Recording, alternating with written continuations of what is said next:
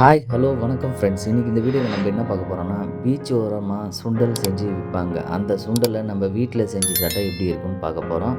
அதே டேஸ்ட்டு கொஞ்சம் கூட மாறாமல் அந்த மெத்தட்லேயே நம்ம செய்ய போகிறோம். வாங்க எப்படின்னு பார்க்கலாம். நான் ஒரு 1/4 கிலோ வெள்ளை பட்டாணி எடுத்து தண்ணியில் ஊற வச்சுருக்கேன். ஒரு 10 மணி நேரம் ஊறணும். ஒரு 10 மணி நேரம் ஊறினதுக்கப்புறம் இதை நீங்கள் குக்கருக்கு மாற்றிடுங்க. குக்கரில் அந்த சுண்டலை போட்டுட்டு தண்ணி இது கூட சேர்த்துட்டு தேவையான அளவு சுண்டலுக்கு தேவையான அளவு உப்பு சேர்த்துங்க. 1 டீஸ்பூன் மஞ்சத்தூள் சேர்த்துட்டு நல்லா மிக்ஸ் பண்ணி கொடுங்க.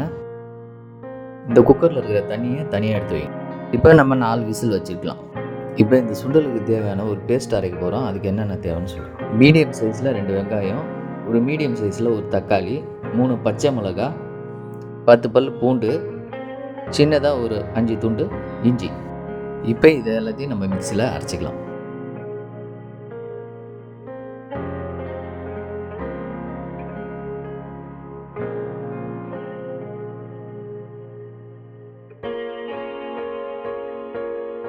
இப்போ நம்ம சுண்டலுக்கு தேவையான பேஸ்ட் ரெடியாக இருக்குது, அரைச்சாச்சு.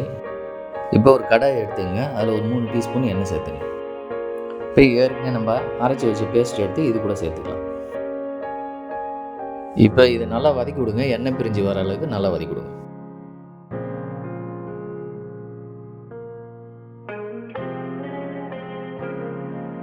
இப்போ பாருங்கள், எண்ணெய் தனியாக பிரிஞ்சு வந்துடுச்சு.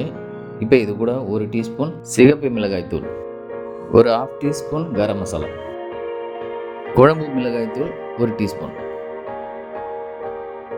இப்போ இது எல்லாத்தையும் நல்லா வதக்கிக்கலாம்.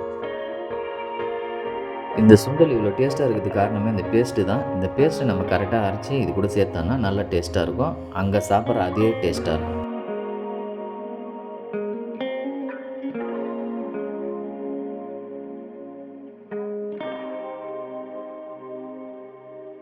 இது கூட கொஞ்சமாக கருவேப்பிலை சேர்த்துங்க, கொஞ்சமாக கொத்தமல்லி சேர்த்துங்க.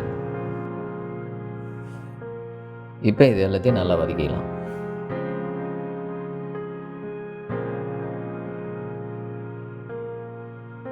இந்த மசாலா கூட ஏற்கனவே நம்ம விசில் வச்ச தண்ணி இருக்குல்ல, அந்த தண்ணி எடுத்து இது கூட சேர்த்துருங்க. சுண்டல் தனியாக பிரித்து இன்னொரு பாத்திரத்தில் வச்சுருங்க.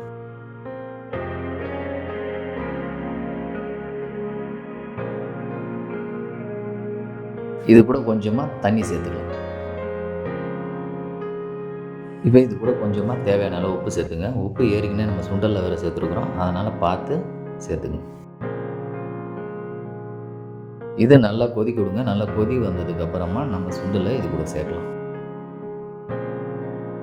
இப்போ வேக வச்ச சுண்டலை எடுத்து இது கூட சேர்த்துக்கலாம். இப்போ நல்லா மிக்ஸ் பண்ணி விடுங்க.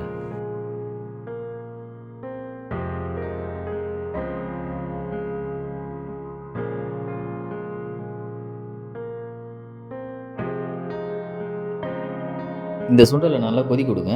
நல்லா கொச்சதுக்கப்புறமா சுண்டினதுக்கப்புறமா ஆஃப் பண்ணிவிடுங்க.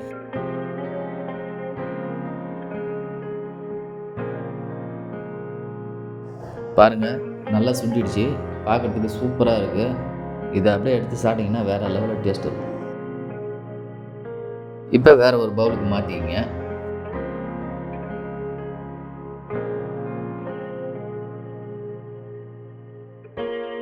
இது மேலே அப்படியே பொடியாக கட் பண்ணி வச்ச ஆனியன் எடுத்து இது மேலே அப்படியே தூவி விட்டுங்க.